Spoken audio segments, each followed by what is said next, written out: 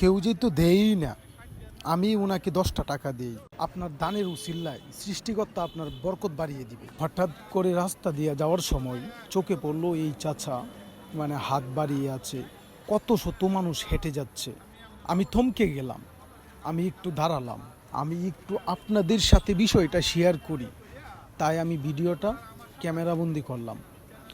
আমি শুধু দেখতেছি, আমি অনেকক্ষণ যাবৎ 4-5 মিনিট যাবৎ এখানে কত মানুষ হেঁটে যাচ্ছে, কিন্তু কারোর কোনো সহানুভূতি, কারোর কোনো মানবতা হচ্ছে না যে আমি 5টা টাকা অথবা 10টা টাকা এই চাচাকে আমি দেই।